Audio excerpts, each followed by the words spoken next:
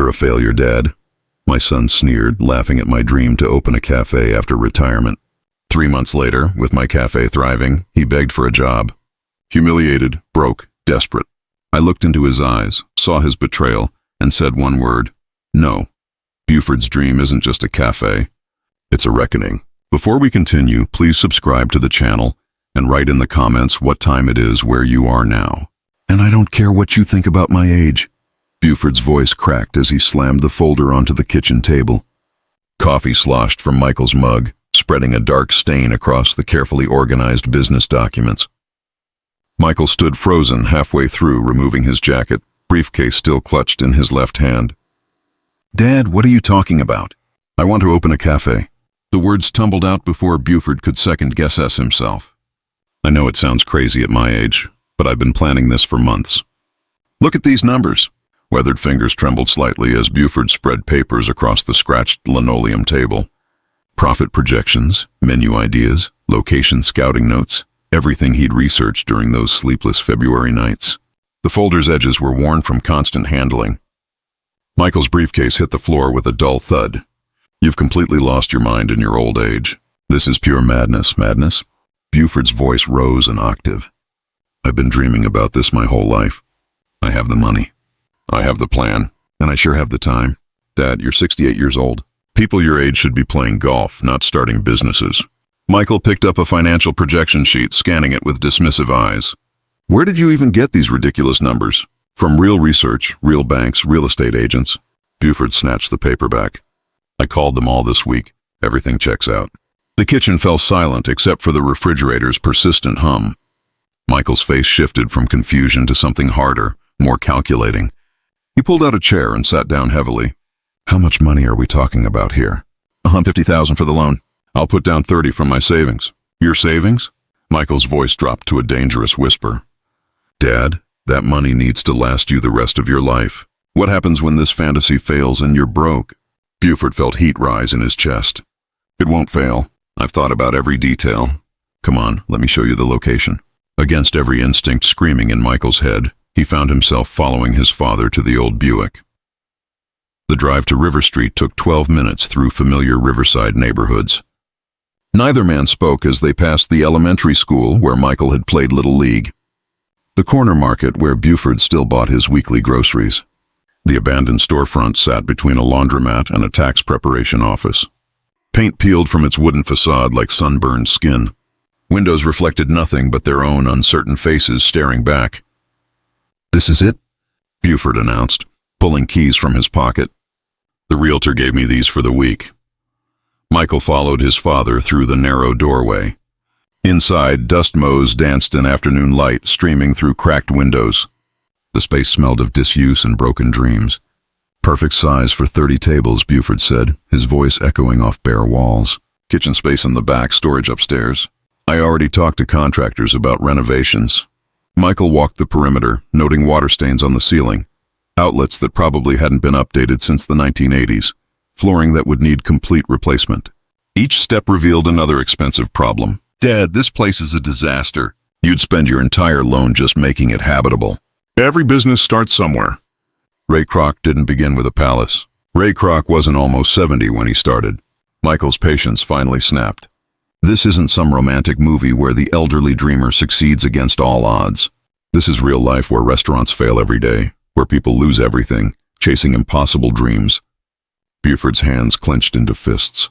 So, I should just give up, sit in my recliner, waiting to die. You should be practical. Think about your future. Think about your family. What happens to Mom's memory when you blow through everything we've worked to preserve? The mention of Maria hit like a physical blow. Buford's wife had passed 3 years ago, leaving behind a house full of memories and a husband who'd forgotten how to dream. Until now. Don't you dare bring your mother into this, Buford whispered. She would have supported me. She always did. Mom was practical. She would have talked sense into you. Michael gestured wildly at the deteriorating space around them. This isn't a business plan. It's a disastrous gamble for our family's financial security. They drove back in toxic silence. Michael's knuckles were white on the steering wheel as he turned into his father's driveway. The engine ticked as it cooled, marking time like a countdown to explosion. Dad, I'm saying this because I love you. Forget this cafe nonsense. Enjoy your retirement. Travel. Take up fishing. Do something appropriate for your age. Appropriate for my age? Buford's voice was barely audible. You mean wait quietly until I'm dead so you can inherit what's left? That's not what I meant, and you know it, is it? Buford turned in his seat, studying his son's face. You're a failure. You'll never succeed. Don't you dare waste my entire inheritance on some stupid cafe. The words hung between them like a blade. Michael's mouth opened, then closed. His face flushed red, then pale. Get out of my house, Buford said quietly, and don't come back until you apologize. Dad, I get out. Michael sat for a moment longer, then opened the car door. He walked slowly to his own vehicle, never looking back. Buford watched from his kitchen window as taillights disappeared into gathering February dusk. The business plan lay scattered across his table, coffee-stained but intact. Dreams, it seemed, were more resilient than family relationships. The sound of Michael's engine faded into the distance. Buford closed the door and turned the deadbolt with more force than necessary. His hand remained on the cool metal for several heartbeats, listening to his own breathing in the sudden quiet. He gathered the scattered papers from the kitchen table, smoothing each coffee-stained page with careful fingers. Every number, every projection represented hours of research and planning. Michael's dismissal couldn't erase the work that had gone into this dream. The living room felt cavernous as Buford settled into his worn leather recliner. The chair had been Maria's choice 20 years ago, selected for its comfort during his long days at the factory.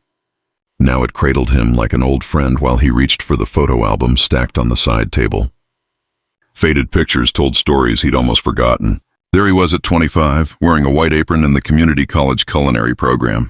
Maria stood beside him, radiant and pregnant with Michael, her hand resting on her rounded belly. That was 1983, the year everything changed. He'd been 2 semesters away from graduating when Maria's morning sickness turned severe. The doctor bills piled up while her part-time job became impossible. Someone had to provide stability, and that someone was him. I'll go back to school later, he'd promised Maria as he took the factory job after the baby comes, after we get settled. Later never came. There were diapers to buy, a house to afford, college funds to start. Dreams of opening his own restaurant got packed away like seasonal decorations brought out occasionally, but never used. 43 years at the factory. 43 years of precision machinery and scheduled breaks and steady paychecks that built the life Michael now wanted to protect. Every sacrifice had been worth it, or so Buford had told himself. The album slipped from his fingers as sleep finally claimed him. He woke at 6:15 a.m. to birds chattering outside his bedroom window. February sunlight streamed through curtains Maria had sewn herself, casting familiar shadows across hardwood floors. Coffee percolated while Buford showered and dressed in clean jeans and his favorite flannel shirt. The morning routine felt different somehow, charged with possibility instead of mere habit. Today would be about action, not dreams deferred. He pulled the yellow pages from the kitchen drawer and spread them beside his cooling breakfast. Riverside Community Bank appeared first on his list, followed by 3 other local institutions. The Small Business Administration office downtown, 2 real estate companies that specialized in commercial properties. Good morning, Riverside Community Bank. This is Patricia speaking. Hello, Patricia. My name is Buford Ruiz. I'd like to schedule an appointment to discuss a business loan. Certainly, Mr. Ruiz. What type of business are you looking to start? A cafe, American comfort food with some Mexican influences. The words felt natural, confident. I have a complete business plan ready for review. Patricia's keyboard clicked softly in the background. I have an opening next Thursday morning at 9:30 with our commercial lending officer, Ms. Chen. Would that work for you? Perfect. Buford wrote the appointment in his calendar with steady handwriting. What documentation should I bring? The conversation lasted 15 minutes. Tax returns from the last 3 years, bank statements, credit reports, detailed financial projections. Buford took notes in the margins of his business plan, creating a checklist for success. The second call went to the Small Business Administration. A recorded message provided information about loan guarantees, startup assistance programs, and free counseling services. Buford wrote down 3 phone numbers and 2 website addresses. Real estate came next. The agent who'd given him keys to the River Street property answered on the first ring. Mr. Johnson, this is Buford Ruiz. We looked at the cafe space yesterday. Of course. Have you decided to move forward? I'm working on financing. Can you send me the complete property details and recent comparable sales in that area? I'll email everything this afternoon. The owner is motivated to sell, especially to someone with serious restaurant experience. Buford didn't correct the assumption about his experience. 43 years of factory work had taught him about deadlines, quality control, and customer satisfaction. Those skills would translate. By noon, his notebook contained a timeline stretching from February through August. Loan approval by early March. Property purchase by mid-March. Renovations through June. Staff hiring in July. Grand opening in August. Each milestone had specific tasks and deadlines. The plan felt real now, substantial. Not a retirement fantasy, but a legitimate business venture with measurable goals and realistic projections. Michael's words echoed in his memory, but they carried less sting in daylight. "I'll show you, son, who the real failure is here," Buford murmured, closing the notebook. He walked to his bedroom and opened the closet Maria had organized so carefully. His best suit hung in protective plastic, navy blue with barely visible pinstripes. It had been purchased for Michael's college graduation and worn to Maria's funeral. Now it would serve a happier purpose. The suit fit better than expected. 3 years of grief had stolen 15 pounds from his frame, but proper tailoring still showed beneath the looser cut. He adjusted the tie in the bathroom mirror, practicing the confident smile he'd wear to the bank. Before Ruiz Entrepreneur, he said to his reflection. The title felt foreign, but not impossible. Thursday morning couldn't come fast enough. But first, he had 3 more days of preparation. 3 more days to ensure nothing could derail his late-blooming dream. Michael's absence felt like freedom instead of abandonment. The afternoon sun slanted through kitchen windows as Buford returned to his business plan. Every page needed review, every number double-checked. Success would require perfection, and perfection demanded time he finally had to give. Dreams deferred, he'd learned, weren't necessarily dreams denied. Sometimes they were just dreams waiting for the right moment to bloom. 5 days of preparation had led to this moment. Buford adjusted his tie one final time before walking into Riverside Community Bank. The lobby smelled of fresh flowers and ambition, its marble floors polished to mirror brightness. He carried his father's old leather briefcase, now filled with documents that could change everything.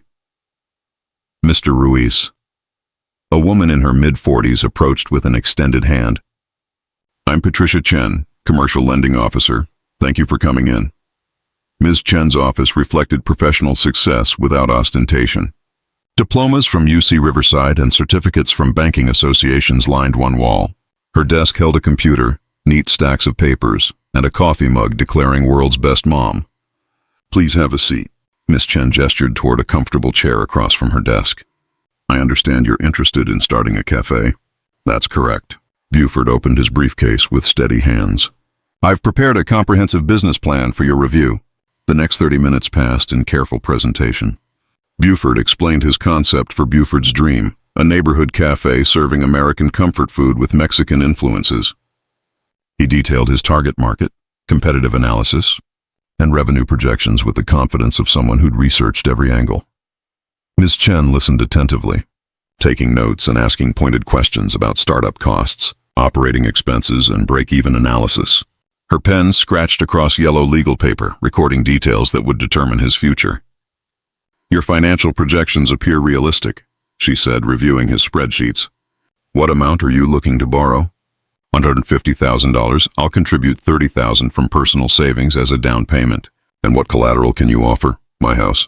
Current market value is approximately $200,000 with no existing mortgage." Buford slid the property assessment across her desk. "I've owned it outright for 12 years. Ms. Chen's eyebrows rose slightly. "Mr. Ruiz, at your age, this is quite a risky venture. Most lenders prefer to see borrowers with longer earning potential ahead of them. I've dreamed about this my whole life. It's now or never." Buford met her gaze directly.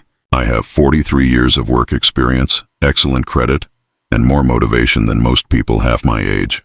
"Your credit history is excellent," she confirmed, consulting her computer screen. 820 credit score, no late payments, no outstanding debt except monthly utilities, but we'll need substantial collateral for a loan this size. The house covers that requirement. Plus, I have steady pension income of $3,200 monthly." Ms. Chen pulled out a loan application packet 3 and thick. "If you're serious about proceeding, we'll need these forms completed along with tax returns from the last 3 years, bank statements from all accounts, and proof of pension income." Buford reached into his briefcase and withdrew a manila folder. "Everything's right here. I brought extra copies." For the next hour, they reviewed each document methodically. Tax returns showing modest but consistent income. Bank statements revealing a man who lived below his means and saved religiously. Pension verification from his 43 years at the factory. This is unusually thorough preparation, Miss Chen admitted. Most applicants require multiple meetings to gather this documentation. I believe in being prepared. Buford signed his name on the preliminary application with a steady hand. When can I expect a decision? Assuming the property appraisal confirms your stated value, we should have an answer within 10 to 14 business days. The loan committee meets every Tuesday morning. Ms. Chen walked him to the lobby, shaking hands with genuine warmth. Mr. Ruiz, I'll be honest. This application will receive serious consideration. Your financial stability and preparation are impressive. Outside in the parking lot, Buford sat in his Buick for several minutes, letting the reality sink in.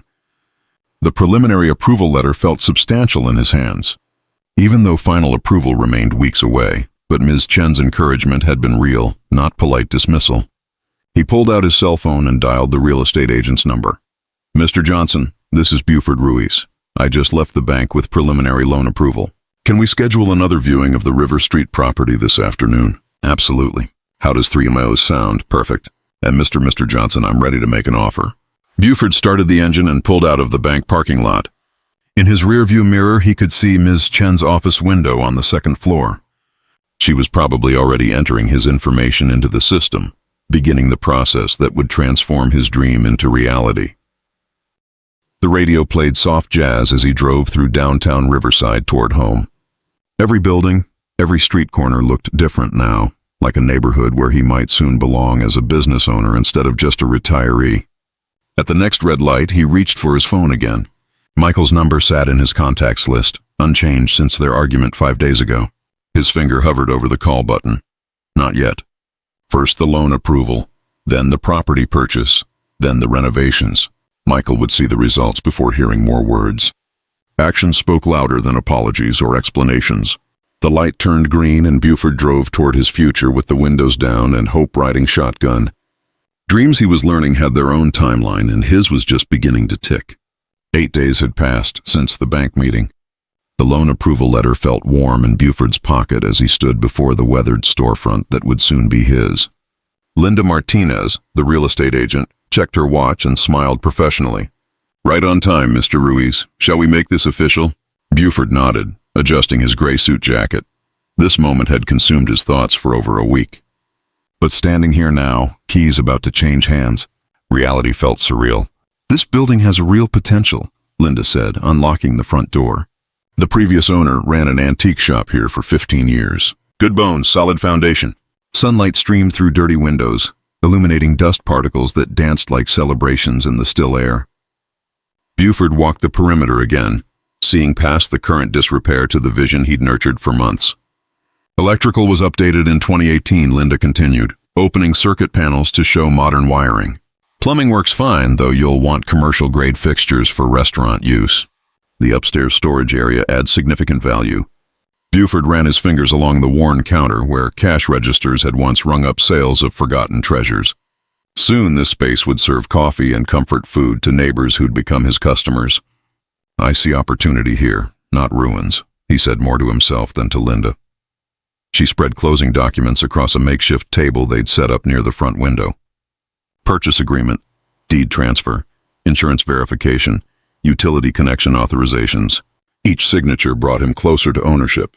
Final purchase price is $89,000, Linda confirmed, reviewing the paperwork one last time. Your loan covers this amount plus closing costs. Everything appears in order. Buford signed his name with steady hands, watching as nearly 7 decades of dreams crystallized into legal reality. The pen felt substantial, important, like a tool that could reshape the future. Congratulations, you're now the owner. Linda handed him a brass keyring with 3 keys attached. Front door, back entrance, and upstairs storage. The building is officially yours. Metal felt cold against his palm, but the weight carried warmth that spread through his chest. These keys unlocked more than doors. They opened possibilities he'd thought lost forever. Any advice for a new business owner? Buford asked as Linda packed her documents. Start with a solid plan and stay flexible. Riverside needs more locally owned restaurants. The community will support you if you serve them well. After Linda left, Buford stood alone in his cafe for the first time as its legal owner. Silence wrapped around him like an old blanket, comfortable and familiar. Every scuff mark on the floor, every crack in the walls belonged to him now. He walked to the back kitchen area, measuring space with his footsteps. Commercial refrigerator there, grill against that wall, prep stations running parallel to the windows. The mental blueprint he'd carried for months finally had a physical address. His phone buzzed with a text from the bank confirming the transaction. Account balance reflected the loan disbursement, making everything official in digital reality, as well as legal documents. Outside, traffic hummed along River Street as afternoon shoppers moved between businesses. Soon they'd smell coffee brewing and fresh food cooking from his establishment. The thought sent electricity through his tired bones.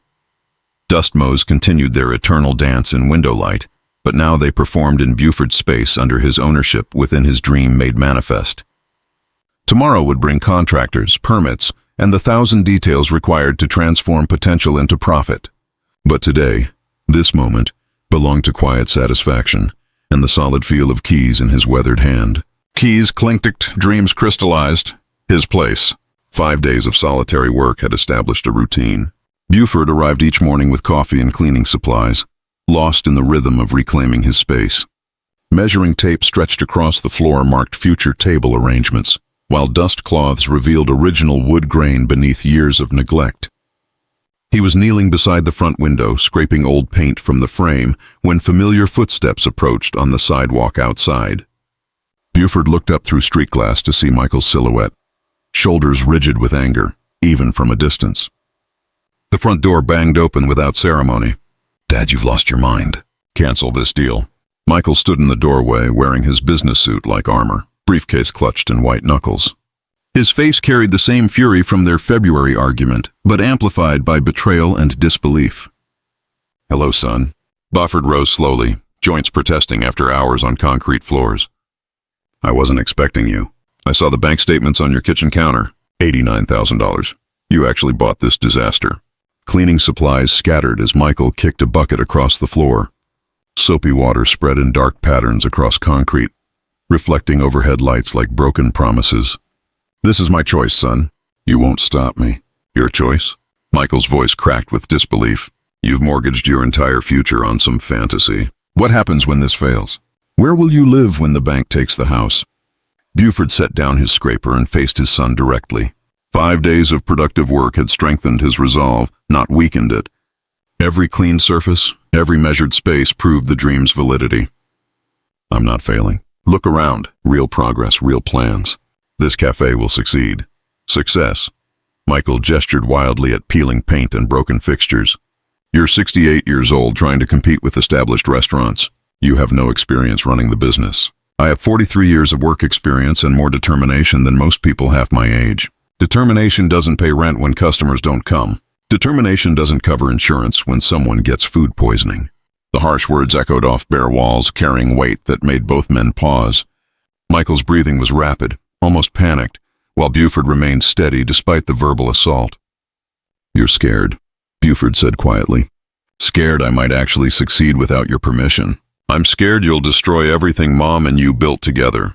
This house, your savings, your security, all wasted on childish dreams. Don't bring your mother into this again." Buford's voice dropped to a dangerous whisper. "Maria would have supported my happiness, not tried to control it."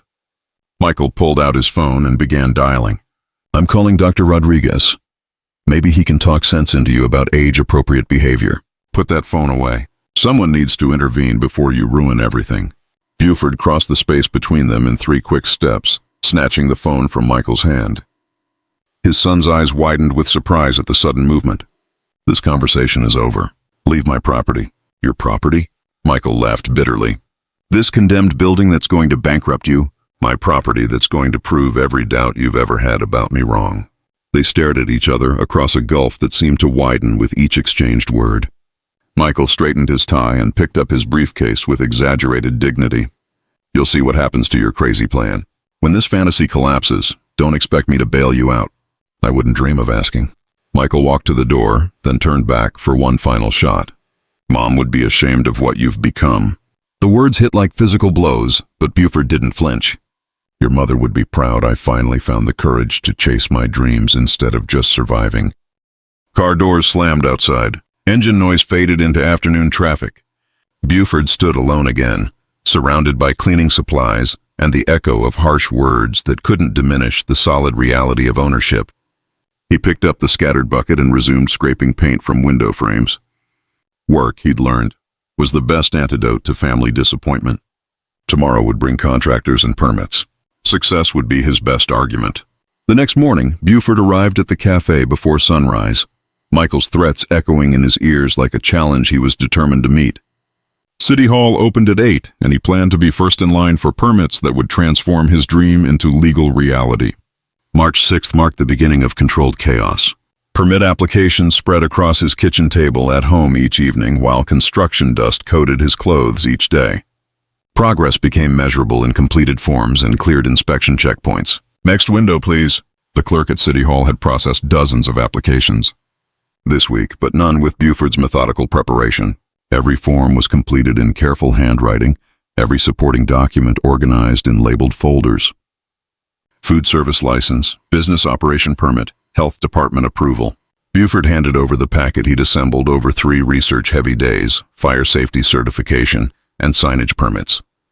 2 weeks of bureaucratic navigation yielded a manila envelope thick with approved documentation.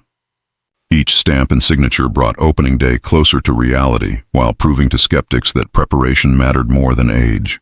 Contractors arrived the following Monday. Frank Rodriguez had renovated 12 restaurants in Riverside over 20 years, and his crew understood the specific requirements of commercial kitchens. Electrical needs upgrading for your equipment load, Frank explained, reviewing Buford's layout plans. Commercial refrigeration, gas lines for the grill, proper ventilation for health codes. Everything must be perfect. This is my dream. We'll make it perfect, Mr. Ruiz. Timeline looks realistic for your August opening. Daily supervision became Buford's new routine. He arrived each morning to unlock doors for work crews, then monitored progress with the attention to detail that 43 years in manufacturing had ingrained. Quality control mattered, whether building machinery or building dreams. The space transformed gradually. New electrical panels supported commercial equipment, while updated plumbing handled multiple sink stations. Fresh paint and warm colors, deep reds and golden yellows replaced decades of fading neutrals. Looking for work. A woman approached during the 3rd week while Buford swept construction debris from the newly installed flooring. She was mid-30s, professionally dressed, but with worry lines around her eyes. Actually, I'm hiring Anna Gonzalez. She extended her hand. I heard you're opening a restaurant. Buford Ruiz, tell me about your experience.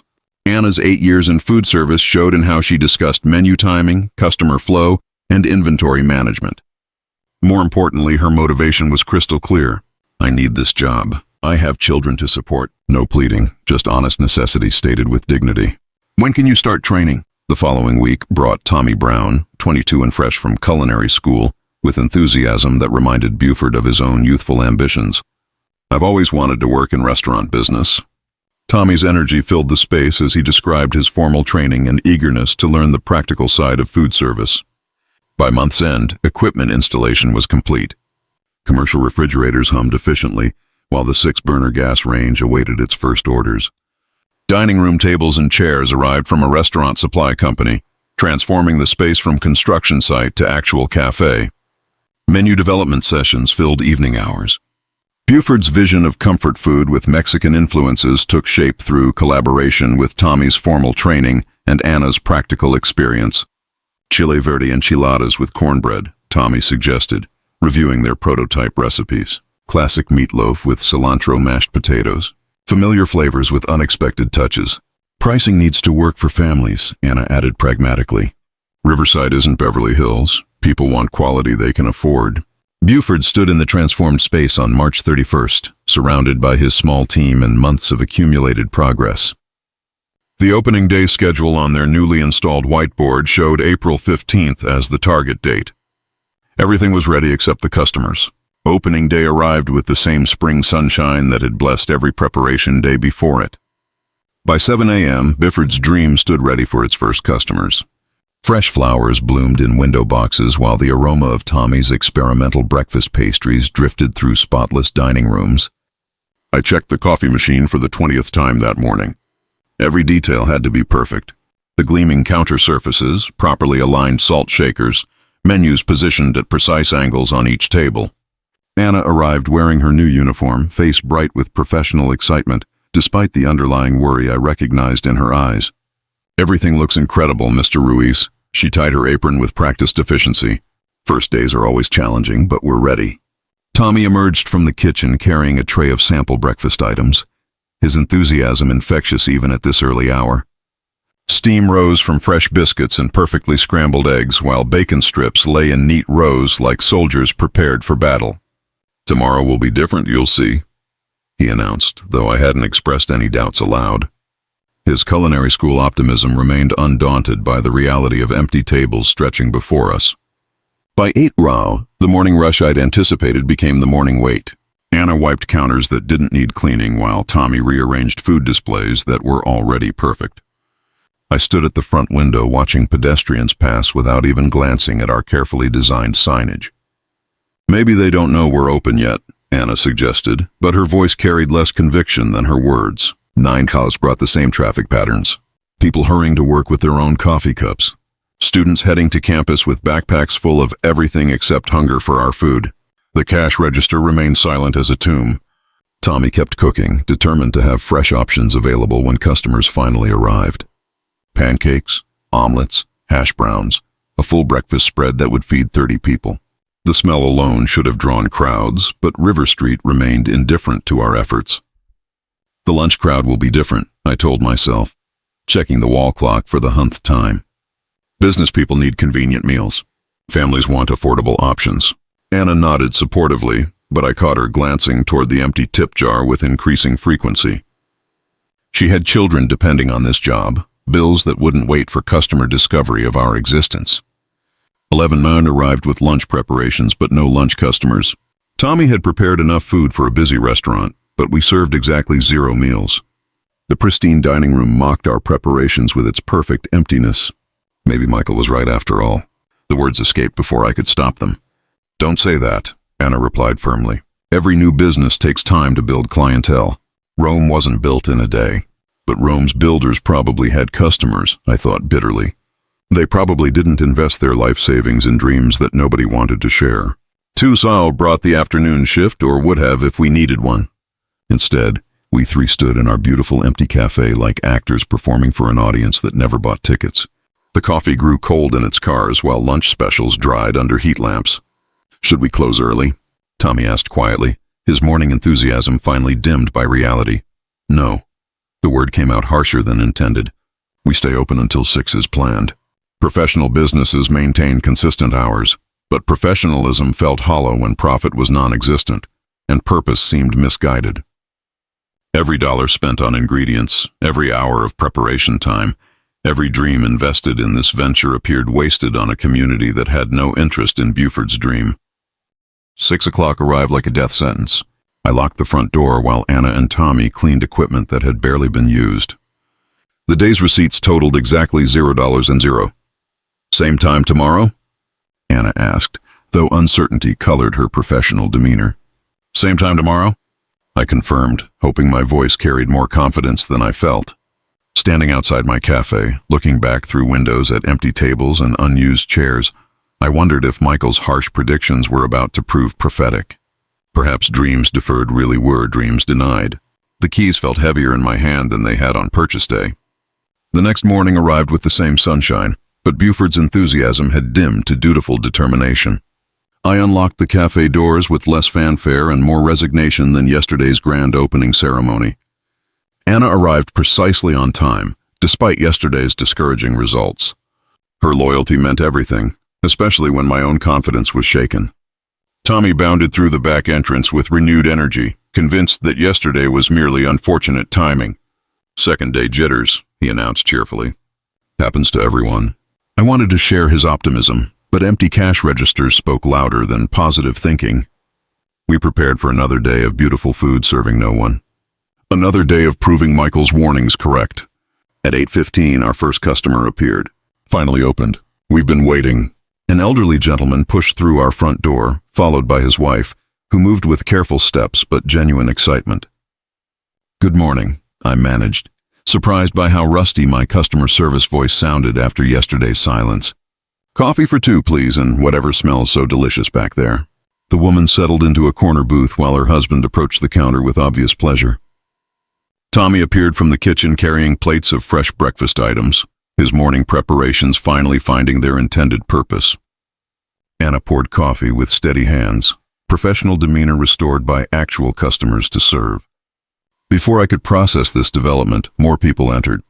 A young mother with 2 small children. 3 business people discussing contracts over shared newspapers. A college student claiming the window seat with her laptop and textbooks. "Excuse me," I answered the ringing phone while Anna handled orders, and Tommy managed increasing kitchen demands.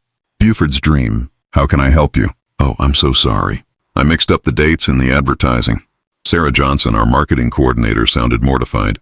"I accidentally printed May 24th instead of May 23rd in all the promotional materials. Yesterday was supposed to be your soft opening, but everyone thought today was the real launch." Relief flooded through me like summer rain. Nothing was wrong with our concept, our food, or our location. A simple printing error had cost us opening day customers, but hadn't damaged our fundamental business model. "Thank you for calling," I said, watching Anna skillfully manage 3 tables while Tommy sent out plates of steaming food. "We're handling the situation." By 10:01, every table was occupied. Conversations filled our dining room with the sounds I'd imagined for months. Satisfied customers discussing our menu, families sharing meals, business people planning their days over our coffee. "Order up," Tommy called from the kitchen, his formal training finally meeting real-world demand. Plates moved from preparation to service with increasing efficiency. While our cash register recorded transaction after transaction, Anna moved between tables with practiced grace, refilling coffee cups and clearing plates, while customers complimented both food quality and service. Tips accumulated in her jar like validation of everything we'd worked to create. "Best eggs Benedict in Riverside," one customer announced to his dining companion. "This place is going to be popular." Popular felt like an understatement. By noon we had a waiting list. Customers stood outside our door, willing to wait for tables in a restaurant that yesterday couldn't attract a single patron. "We need more staff," Anna whispered during a brief lull between orders. "We need more everything," I replied, watching Tommy manage 6 different breakfast orders simultaneously while maintaining quality and presentation standards.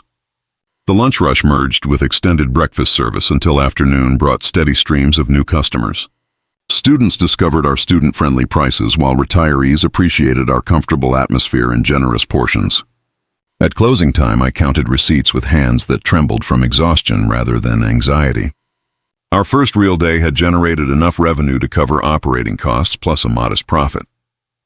More importantly, customer comments suggested repeat business was virtually guaranteed.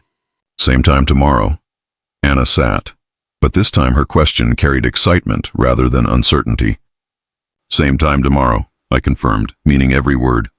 Standing in my successful cafe, surrounded by evidence of community acceptance and business viability, I finally understood that dreams weren't about proving skeptics wrong.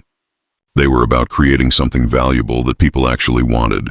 Tomorrow would bring new challenges, but tonight belonged to celebration. 18 days of steady success had transformed the cafe from hopeful experiment to neighborhood institution. Buford had fallen into a comfortable rhythm of morning prep, lunch rush management, and evening cleanup that felt as natural as breathing. Local newspaper coverage and positive online reviews brought steady streams of new customers, while regulars established predictable patterns. The elderly couple claimed their corner booth each morning. College students filled afternoon hours with study sessions and coffee refills. Business lunches generated reliable midday revenue. I was wiping down the counter during our busiest lunch period when Michael appeared in the doorway. Customers filled every table while Anna took orders, and Tommy managed kitchen operations with increasing confidence. Success surrounded us like armor. "Dad," Michael's voice cut through cheerful restaurant noise with surgical precision. He wore his formal business suit despite the heat, carrying a leather briefcase that suggested this wasn't a social visit. "Michael," I continued cleaning while acknowledging his presence. "We're quite busy right now, I can see that." His tone carried disapproval rather than pride. "Actually, that's why I'm here." He approached the counter where I worked, briefcase held like a weapon. Customers at nearby tables sensed tension, their conversations growing quieter as they watched our interaction unfold. "You need a psychological evaluation," Michael placed a thick manila folder on my clean counter with deliberate force. These documents require your signature. Inside the folder, official letterhead proclaimed legal intentions in formal language, competency assessment forms, financial decision-making, evaluations, medical examination requirements, papers that question my mental capacity to manage my own affairs. What is this? But I already felt the ground shifting beneath feet that had found solid footing in this successful business. Protection for the family estate. You've demonstrated poor judgment in financial matters, and these assessments will provide legal foundation for intervention. Customer conversations stopped entirely now. Anna paused mid-order while Tommy appeared in the kitchen doorway, drawn by unfamiliar tension in our normally comfortable space. You want to take everything away from me? The words came out louder than intended, carrying across dining rooms filled with witnesses to our family warfare. I want to prevent further financial irresponsibility. This restaurant proves you're incapable of rational decision-making. This restaurant proves I'm more capable than you ever believed.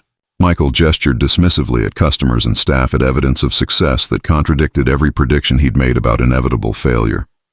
Temporary luck doesn't erase fundamental incompetence. When this venture collapses, and it will, you'll have nothing left to protect you. The legal documents felt heavy in my hands, weighted with implications that extended beyond family disagreement into territory of legal warfare. Competency evaluations could lead to conservatorship proceedings. Financial control transferred to relatives who considered business ownership evidence of mental decline. I will never agree to this. You've crossed the line. You don't have to agree. These assessments can be court-ordered based on demonstrated financial recklessness. Anna approached carefully, clearly uncomfortable witnessing family conflict in her workplace, but concerned about my distress. Customers began leaving, unwilling to remain during increasingly personal confrontation. Mr. Ruiz. Anna's voice carried gentle inquiry about whether she should intervene or retreat. It's fine, Anna. My son was just leaving. This isn't over, Dad. You'll realize I'm trying to protect you when bankruptcy proceedings begin. Michael closed his briefcase with sharp clicks that echoed like gunshots in our suddenly quiet dining room. He walked toward the door while customers and staff watched with uncomfortable fascination.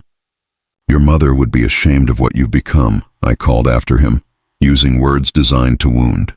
Mom would have stopped this madness before it started, he replied without turning around.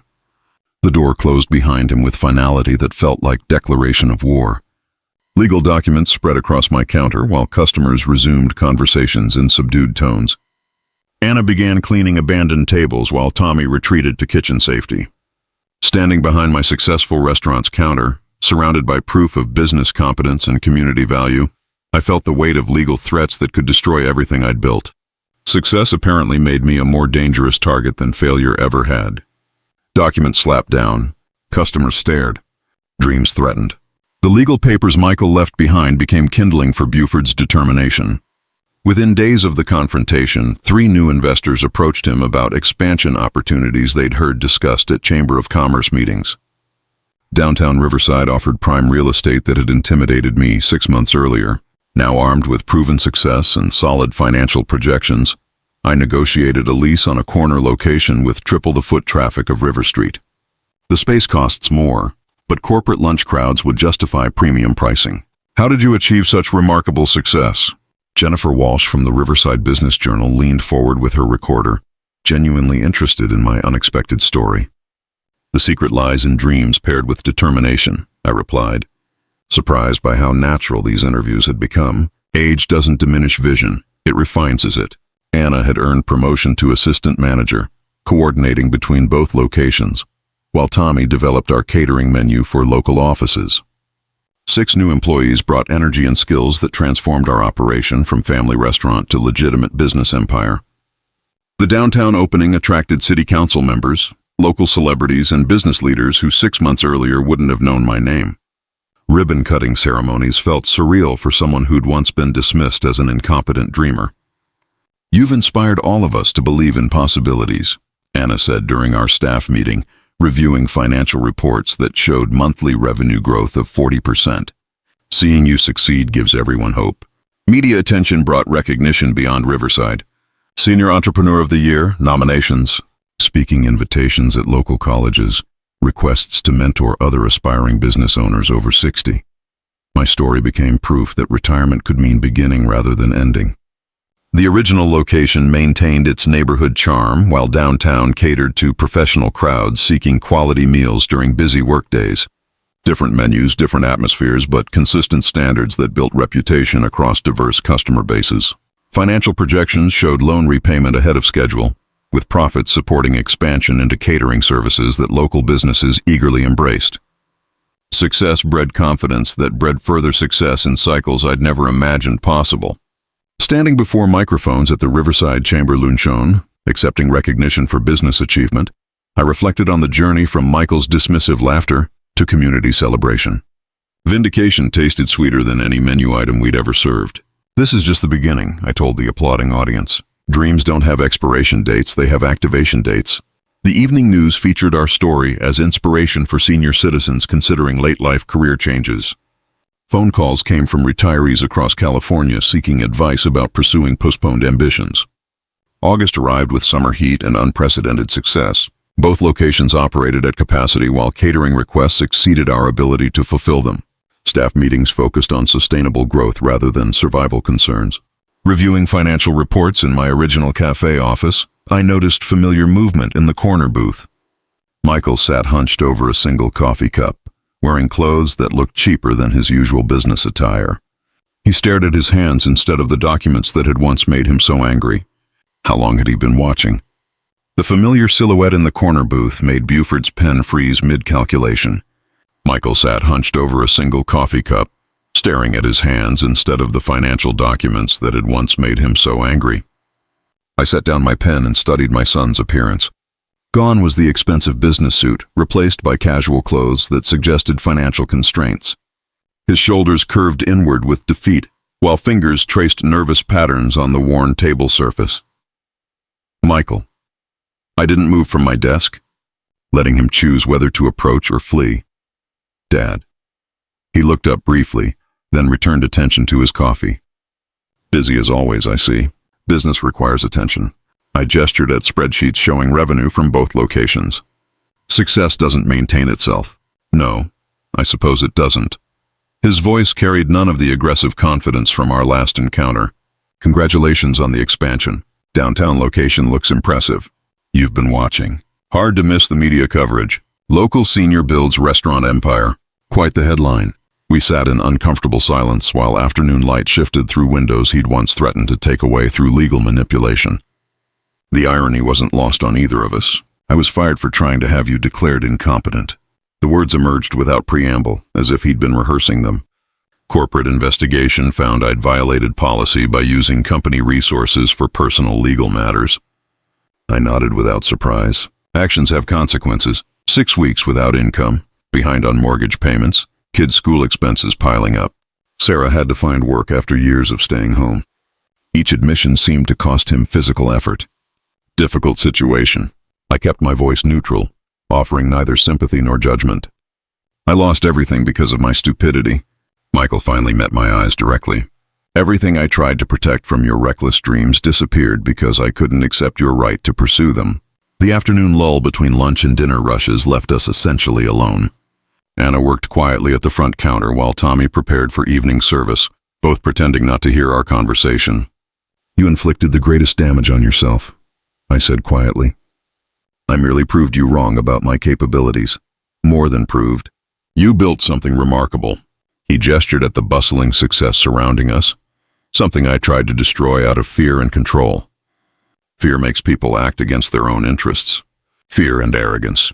Michael's laugh carried bitter recognition. I was so certain you'd fail that I sabotaged my own career, trying to prevent what turned out to be your greatest success. The weight of unspoken requests hung between us like fog. Michael needed help. That much was obvious. Whether he'd directly ask remained uncertain, as did my response if he found the courage. The children miss their grandfather, he said softly. They don't understand why we stopped visiting. Children shouldn't suffer for their parents' mistakes. No, they shouldn't. Michael stood slowly, coffee barely touched. I should let you get back to your work. He walked toward the door with obvious reluctance, pausing at the threshold to look back. Questions hung in his eyes. Unasked pleas for forgiveness, employment, financial assistance, all the things his pride still prevented him from voicing directly. I returned to my spreadsheets without offering what he couldn't bring himself to request. 15 minutes later, the door chimed again. 15 minutes after Michael left, the cafe door chimed again.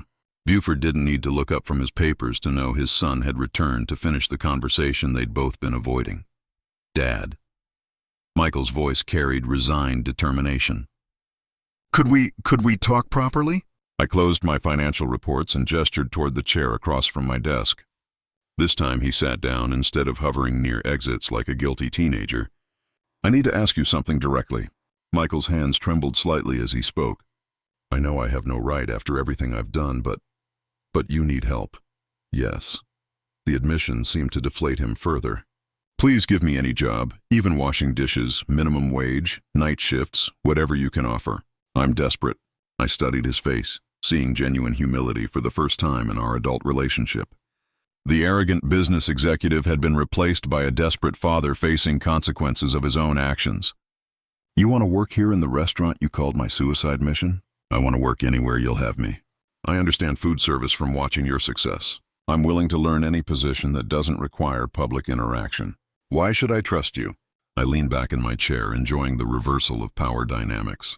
You tried to have me declared mentally incompetent. You used legal threats as weapons against your own father, because I was wrong about everything.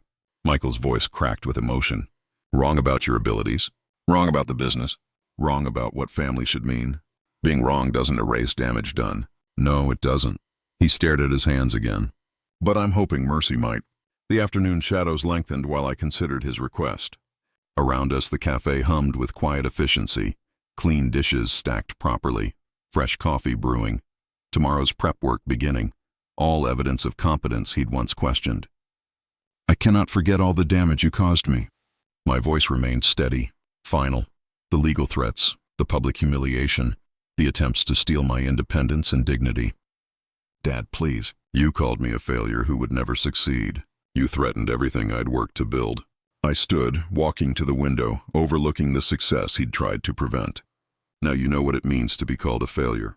Michael's shoulders sagged with understanding. You're saying no. I'm saying justice has been served. I turned back to face him. You destroyed your own career trying to destroy mine. You lost your financial security attacking mine. The consequences you're experiencing are entirely of your own making. What about forgiveness? What about family? Family loyalty works both ways. You showed me none when I needed your support, so I'll show you none now that you need mine. Michael stood slowly, accepting what we both knew was a permanent answer. No appeals, no future reconsiderations, no hope for reconciliation through employment or financial assistance. I understand. His voice was hollow but dignified. I brought this on myself. Yes, you did. He walked toward the door for the final time, pausing only to look back at the thriving business that represented everything he'd once scorned and now desperately needed access to. For what it's worth, I'm genuinely proud of what you've accomplished. It's worth very little coming this late. Michael nodded and pushed through the door into the August evening. I watched through the window as he walked to his car, a cheaper model than his previous luxury vehicle. Another consequence of choices that had backfired spectacularly. Standing alone in my successful cafe, surrounded by the tangible proof of dreams achieved despite family opposition, I felt the deep satisfaction of justice delivered through consequences rather than revenge. Some wounds to family trust cannot be healed by apologies or desperation. The greatest failures are often those we inflict upon ourselves through pride and disrespect for others' dreams. Request made, answer given, justice served. If you like this story, please like this video, subscribe to the channel, and share your impressions of this story in the comments. To listen to the next story, click on the box on the left. Thank you for watching.